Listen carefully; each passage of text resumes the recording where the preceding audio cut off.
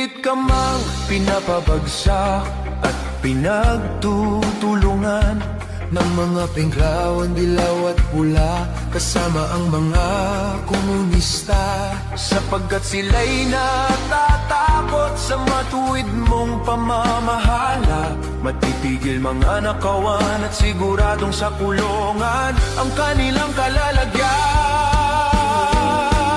Inday Sara Duterte ang aming gusto para maging Pangulo.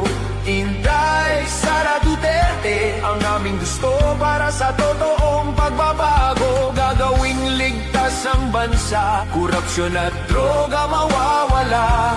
Nang maranasan ng taong bayan ang bansang may kasaganaan.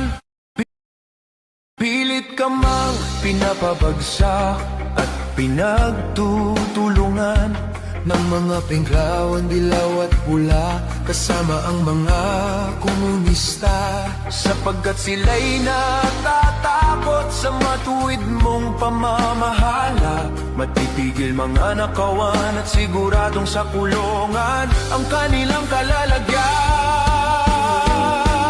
Inday Sara Duterte ang aming gusto para maging Pangulo. Inday Sara Duterte ang aming gusto para sa totoong pagbabago. Gagawing ligtas ang bansa, korupsyon at droga mawawala.